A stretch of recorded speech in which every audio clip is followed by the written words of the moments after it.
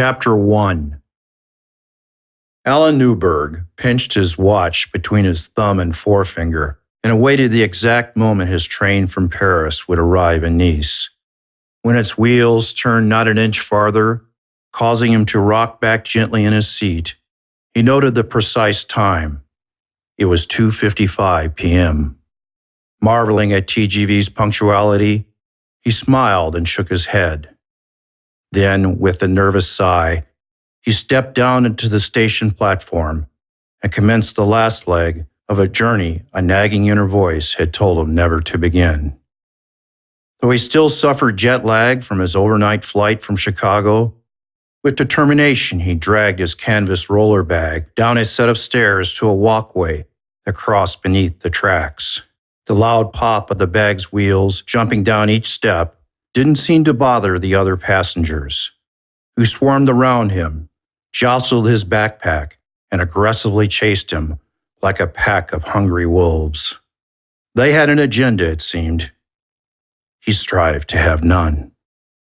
A crowded escalator took him up to the main part of the station, where he found, amongst a plethora of vending machines, concession stands, and information booths, a navy blue contraption labeled La Billetterie Régionale. The machine presented an endless and confusing array of screens, number of adults and children, starting location, ticket class, and date of travel, to name a few. He negotiated them efficiently, however, until he came to the last one, aller simple, or aller-retour. After a moment of hesitation, he snapped the button for aller simple, and a one-way ticket to his final destination of Villefranche-sur-Mer popped out.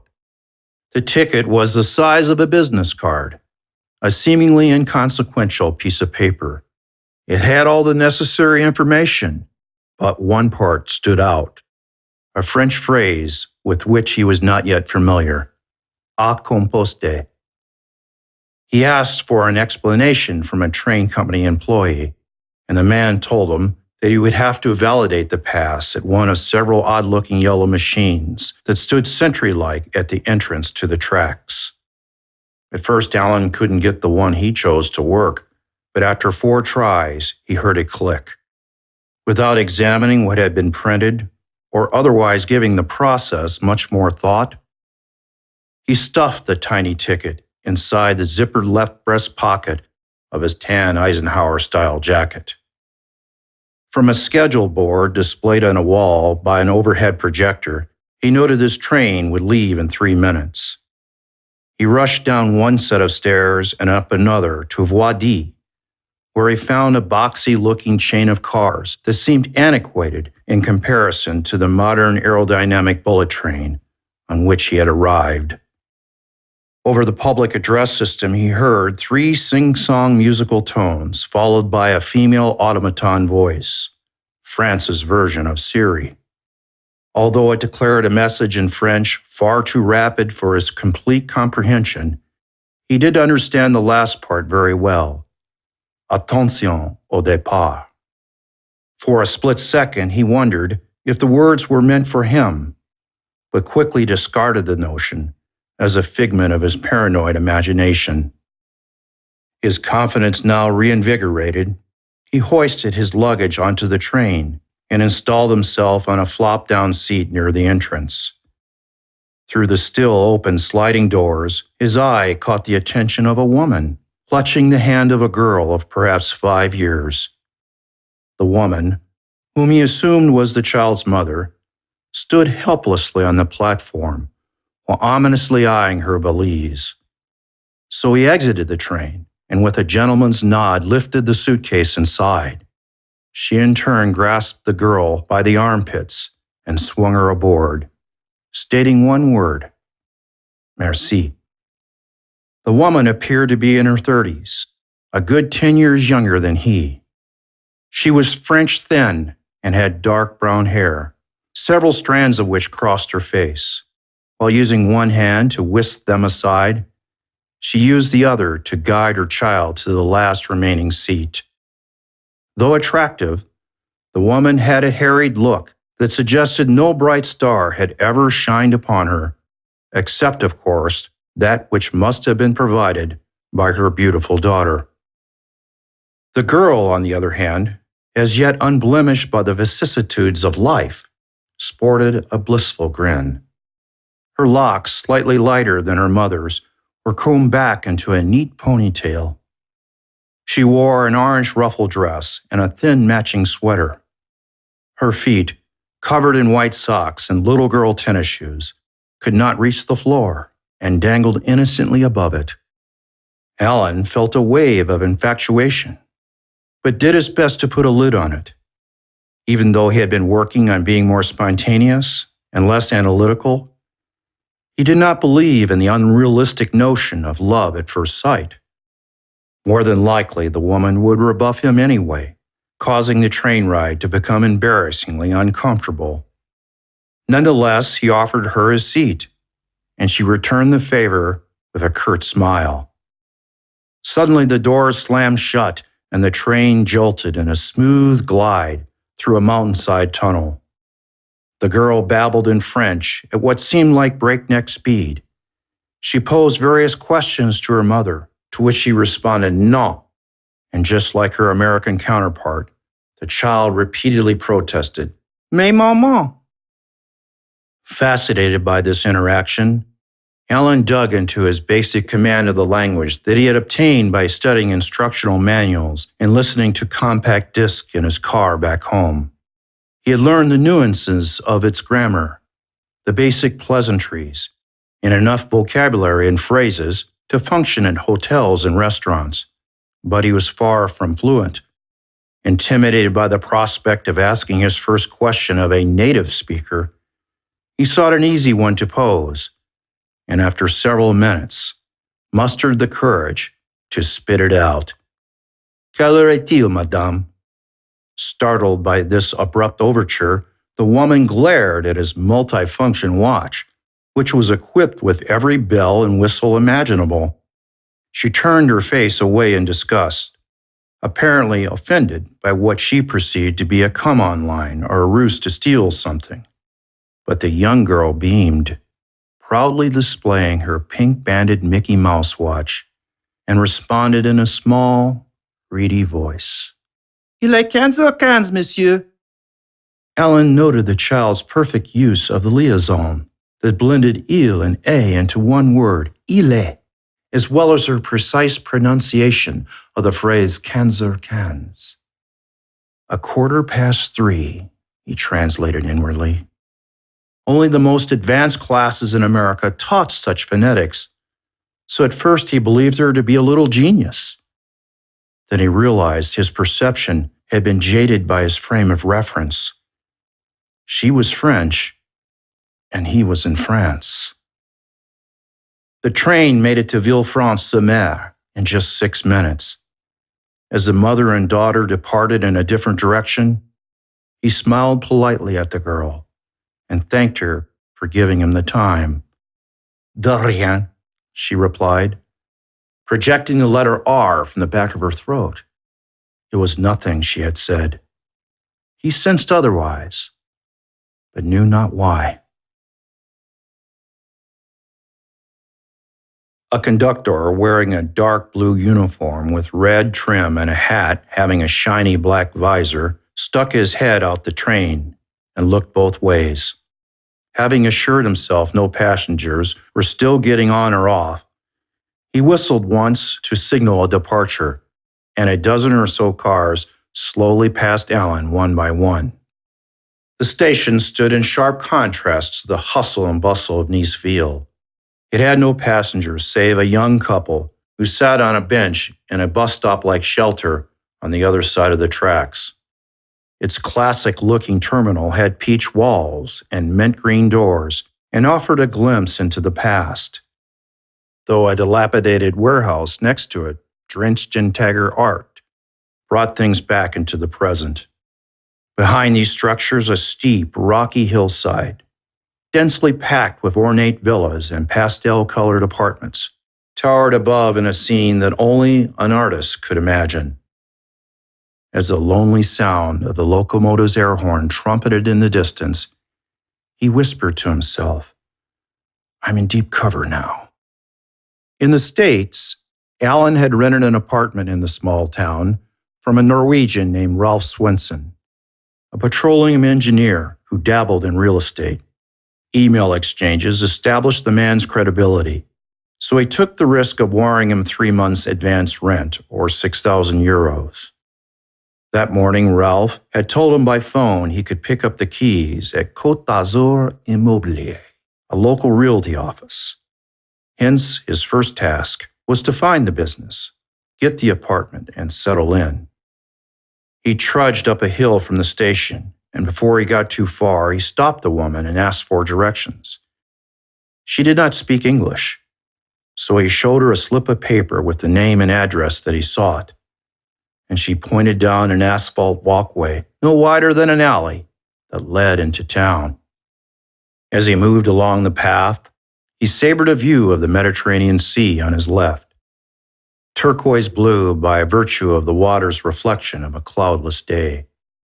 A mile-long cape protected a mammoth cove and formed a natural harbor for fishing boats and yachts that dotted it like stars on a clear night sky. On his right, a jagged escarpment, out of which the village had been cut hundreds of years before, provided zero tolerance for errant movement. Eventually, the route became bordered on both sides by an unbroken chain of medieval-looking 4-story buildings that had weathered wooden front doors, windows flanked by large, colorful shutters, and balconies from which sheets and recently washed clothing waved gently in the March breeze. Several hundred feet down the narrow passage, he noticed a small fountain with a brass lion head at its center. Water trickled from the lion's mouth into a pool in front of it, making a soothing, percolating sound, evocative of introspection. A plaque, hanging from a semicircular stone wall behind the pool, read Place du Conseil. He knew the words meant place of advice or counsel. Though an extremely rational man, unbelieving in the ethereal, he accepted the invitation of a single bench next to the shrine. Setting down his cumbersome suitcase and backpack, he reflected on what had brought him 4,000 miles from home. In the months before his departure, he had left a 20-year marriage in spirit, though his wife, Sarah Elliott Newberg, was the one who had filed for divorce. With the legal proceedings still pending, somewhat out of the blue, he decided to go to France. This uncharacteristically impulsive detour caused many who knew him to suggest he had lost his mind. But he believed he had found it, or at least the will to discover it. As an attorney, he did title searches and conducted real estate transactions at his own company. While this may have been viewed as underemployment, he made good money. As a result of low interest rates that induced plenty of refinance opportunities before and after the mortgage crisis. His job was quite suited to his personality, precise, predictable, and organized. Mechanics liens, list pendants, mortgage releases, federally required loan disclosures, warranty and quitclaim deeds, and detailed closing statements excited him, though most lawyers found such technicality boring. He had never practiced inside a courtroom, and this suited him just fine. The rest of his life was equally nondescript. He and Sarah lived in an upscale multi-story home with a 2.5-car garage in Schaumburg, Illinois, a quite ordinary northwestern suburb of Chicago. She was an accountant at a successful firm and provided steady income when closings were lean. The two had very similarly uninspired constitutions and seemed to get along well for most of their marriage. They both had an affinity for classical music, enjoyed going to the opera, frequented book clubs, played Scrabble and Trivial Pursuit, and incessantly corrected each other's grammar. Their impeccably organized household left nothing to chance. The freezer held alphabetized lean cuisines, and their garage housed well-organized tools and lawn equipment.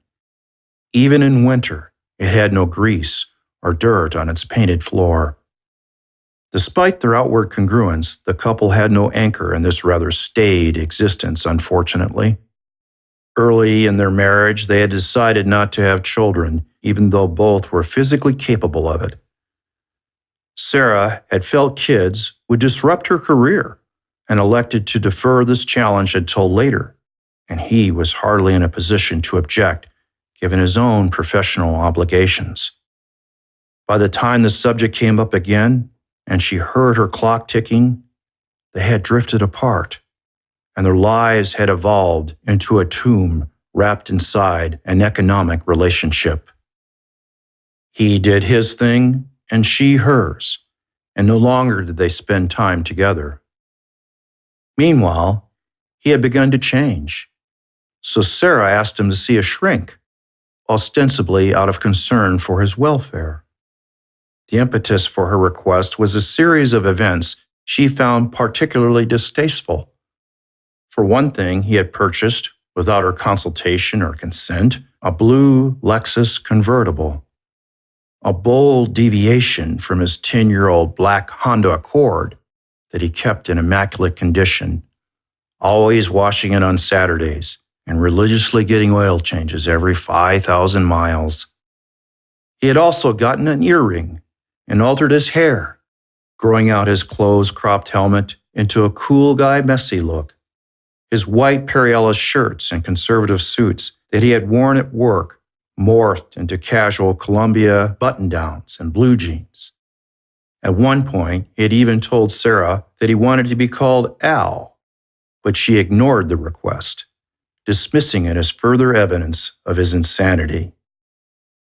The shock of the divorce petition, filed after Alan had refused to participate in counseling, initially inspired him to suspend his rebellion and retreat into the security of the Ben Franklin-like schedule that had heretofore dominated his life.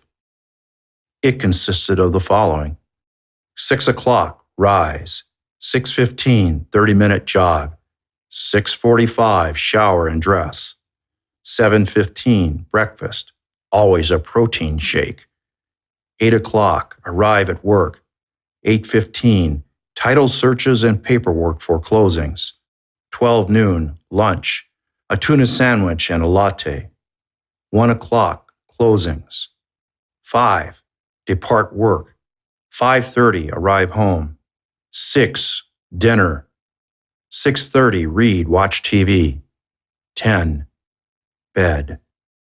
One day, while he was doing his morning jog in a park near the apartment he had acquired at the beginning of the divorce proceedings, he experienced what felt like an epiphany. He observed in the park something he had not seen the day before: a bush blooming with white and purple flowers. He could not name the kind, but the idea of their unexpected appearance encouraged a resurgence of a personal renaissance the divorce papers had temporarily arrested. Thus he resumed his pursuit, if not hunger, for fulfillment undefined. To be sure, he could have resisted this life-altering force, but chose not to. At 42, his own clock had started ticking, and he had begun to focus on death. To him, a permanent nothingness that made eternal darkness look good. The only way to make sense of this inevitability would be to open up his life to places he'd never been, talents he didn't believe he possessed, and discoveries his methodized mind had thus far blocked out. If he succeeded, even partially in this endeavor, the sting of life's meaninglessness and death's certainty would not be so bad. As time progressed, he searched the internet for outlets for his new beginning. Travel attracted him the most, and in particular to France, so he studied its language. At first, the exacting grammar came as second nature to him, his brain being so well structured. But after a while, he savored its beauty and poetry, which motivated his interest all the more and ratified his changed focus. During the course of his investigation of the country, he came across Villefranche-sur-Mer, or Villefranche for short. The photos of the classic coastal town mesmerized him, not to mention its beautiful weather. His divorce was dragging on due to backed-up court dockets, and so without informing his wife or seeking her permission to spend marital funds on an extended vacation in the Riviera, he closed his title company and just plain left, shocking all who knew him. A seagull's loud cackle awoke him from his daydream. He felt as though the bird were laughing at him, or perhaps with him. Place du Conseil had afforded him the opportunity to reflect, but not the benefit of its wisdom. He washed his face and hands in the shrine's pool and continued his search for the real estate agency and the keys to the apartment, climbing endless stone stairwells that connected to a spaghetti of streets. Eventually, he entered a mysterious underground passage marked by a barely visible sign that read, La Rue Obscure. The passage extended a considerable distance and curved in such a way as to block a view of its end. Nevertheless, he slowly ambled down the bedrock floor that had been grooved and polished by centuries of human traffic and the relentless attrition of time. He saw nobody and heard only the echo of his footsteps and the occasional dripping of groundwater from above. For a moment, he wondered if he would find his way out and become forever lost in the passage's dark recesses. But after a while, he came to an intersection, dimly lit in yellow by a lantern-styled fixture hanging from the ceiling. The intersection offered two more passages, one going left and the other forward. He chose the one on the left, which led him outside, where he found the storefront of Côte d'Azur Immobilier.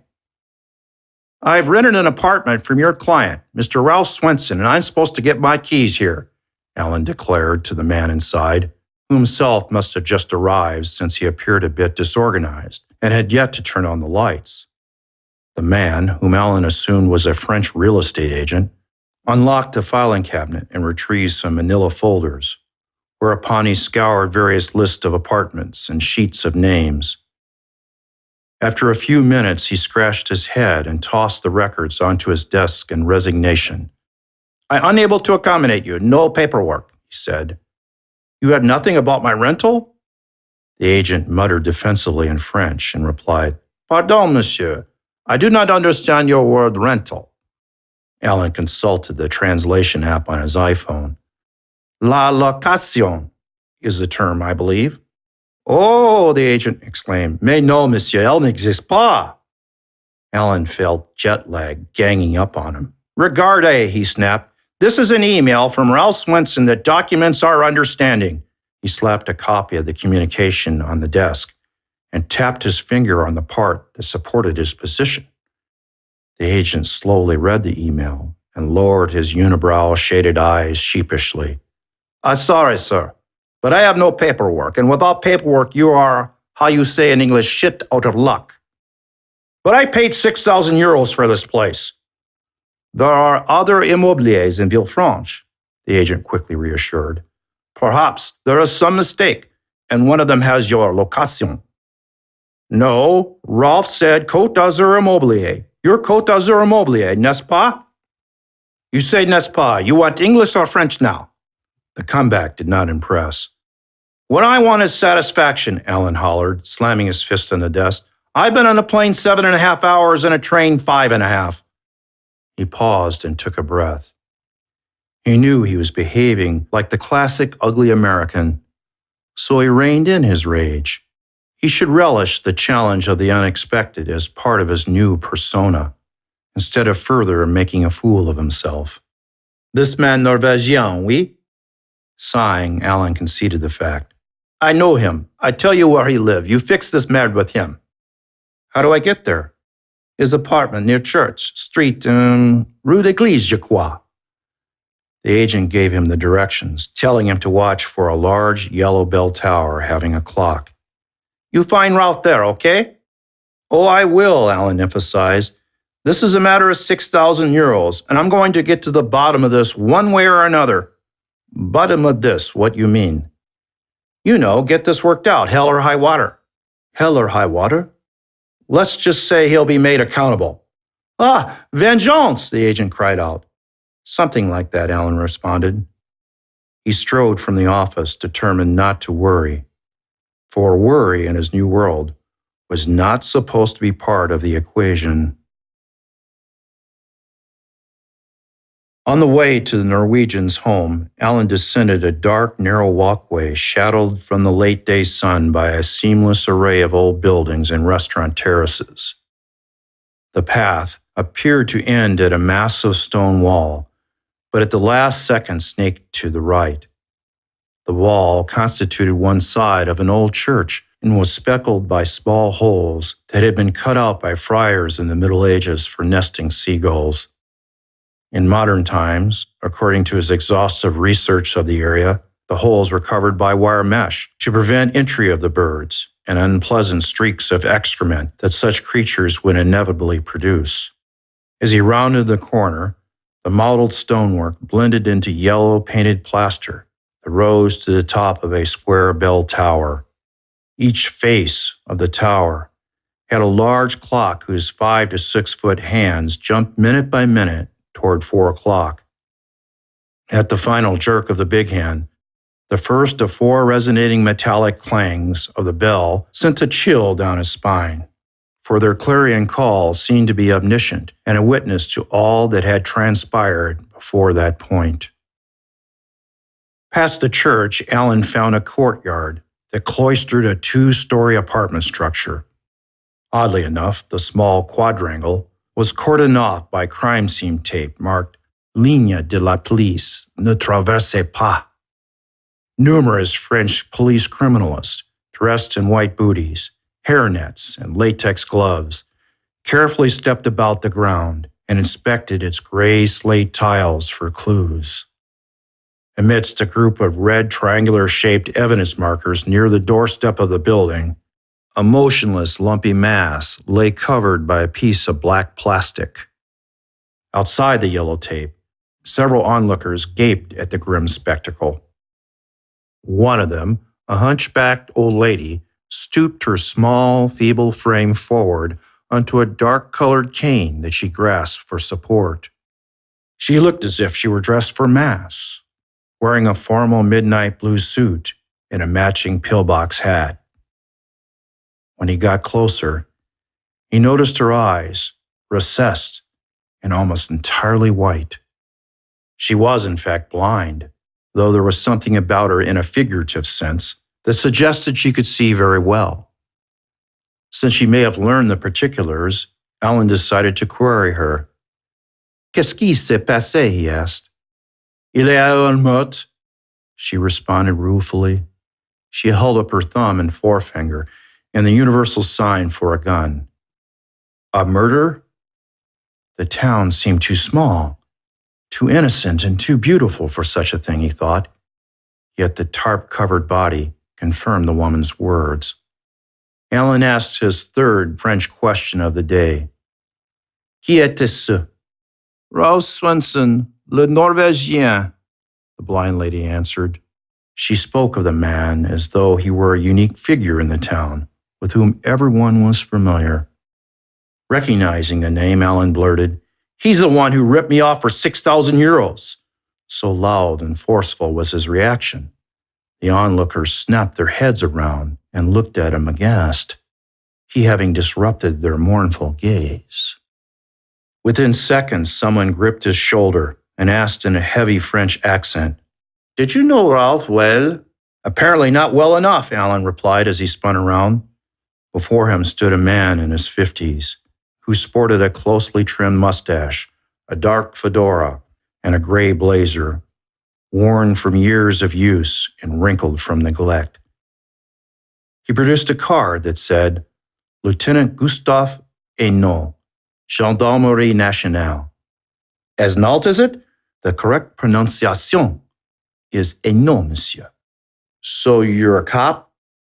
Hainaut smiled tight-lipped and replied, in a manner of speaking. Look, I just arrived by train and have nothing to do with this. Did Ralph owe you money? His lips quivering, Alan replied. I rented an apartment from the man, paid the money, but got nothing in return. How unkind, the lieutenant said, his voice oozing with sarcasm. Are you making fun of me? No, quite the contrary, Aino insisted. I'm concerned about your plight. Please tell me more. I imagine this development has placed you in a position quite untoward. What are you implying? Simply that you have lost a great deal of money. And what? That this would give me a motive for murder? Your words, not mine, monsieur. So what do you want from me? As though the lieutenant were chiding an errant child, he said, For one thing, the truth. For another, you must accompany me to an adjunct office of la gendarmerie along the Basse Corniche for a few more questions. They made their way to a white Citroën having blue striping and the typical squad car light package atop its roof. The lieutenant permitted him to sit in the front seat, not handcuffed or restrained in any way. He claimed he had extended this favor because he didn't think Alan would be violent or risk to flee. They drove to a brown brick structure along the main vehicular drag of Villefranche. The building had 3 flags draped over its entrance, one of which was the familiar tricolor of the Republic of France. Your card says you work for Gendarmerie Nationale. Is that like the FBI or something? Alan asked. We are a branch of the French military that conducts police investigations of serious offenses committed in the countryside or in small villages. Our activities sometimes involve interrogation. Interrogation? The word frightened Alan and put him even more on the defensive. You have arrested me without any basis and now you want to interrogate me? Technically, it is an identity check, the lieutenant said. Our law permits the detention of foreigners for up to 4 hours to determine who they are and the propriety of their presence in our country. Normally, this occurs at transportation centers, but in some cases elsewhere. You mentioned you had come here by train, and obviously are not French. So now you plan to take advantage of this housekeeping procedure and question me. Quite naturally. The lieutenant led Alan into a small office where he hung his fedora and blazer on a rack in the corner. After he readied himself for the encounter, by rolling up his sleeves and stretching out his arms, he took a place behind a desk cluttered with paperwork and pointed to a single chair in front of it. Please have a seat. Alan complied and posed a simple question. Do I need a lawyer? Aino ignored him. Instead, he fingered out some tobacco from a pouch that he had retrieved from his blazer and meticulously organized it into a neat pile on his desk. Smoke? He asked. Alan declined and repeated his question. As the detective calmly rolled a cigarette, he finally answered in a noticeably blasé voice. You are entitled to inform a family member of your situation, or anyone else of your choosing. Would such a person include a lawyer? Why, yes, though the term person might be a bit generous. By the way, do you have an avocat? Not in France. As I thought, Aino said. Of course, you wouldn't need one for walking around here, unless you had something else in mind. He lit his cigarette and blew a smoke ring that rose upward like a halo in search of a saint. Are you sure you don't want one of these? Alan shook his head and asked for the name of a local attorney with whom he could consult, but the French cop shifted back from his desk as though something vile had crawled across it and provided a sanctimonious reply. That's would be improper. Fine, I will call my American lawyer instead. An expert on French criminal justice, I trust. Conceding the lieutenant's point, Alan sighed and got out his iPhone and began scouring the local listings for an attorney. This constituted a laborious and frustrating process, for he did not understand the phone system and struggled with the correct terminology. For a while, Eno seemed amused by his efforts, but as time went on, he decided to expedite things and offer some friendly advice. Obtaining an avocat could take several hours, and in order to get you on your way as soon as possible, it might be more efficient to answer a few innocuous questions and forego such formality. All right, you win. Let's get this cleared up. The lieutenant smiled approval. Your passport, may I see it? Alan handed it to the cop, and he paged to his photograph, which had been taken long before his personality reversal and didn't reflect his many changes in appearance. You look much younger in person, Eno complimented. How I look has nothing to do with this. You seem to have some animosity toward me, but I can assure you, I'm on your side as much as that of the Republique. I'm not convinced of that. I can tell. All I know is I'm not free to leave, which means I'm in custody, Alan said. By this point in America, the police would have read me my rights. Eno laughed, openly mocking the sophomoric irrelevancy. As you no doubt have already observed, monsieur, your rights in France are very different. The remark plainly summarized Alan's dilemma. Nothing he had learned about the law in his own country would assist him. What if I refuse to answer questions, he asked. I will report your lack of cooperation to the procureur, and he might view your unexplained recalcitrance as evidence you are hiding something, Eno responded. He began pacing the floor with his hands clasped behind his back in a manner reminiscent of Sherlock Holmes. Now, tell me why you were at the murder scene again? To find Ralph Swenson and get my money back. The lieutenant pursed his lips and nodded slowly as he absorbed the response. Before he could comment further, the phone rang, and he picked up the receiver. Oui? A pause ensued, then oui again, followed by another pause and another oui. Eno hung up and resumed his pacing.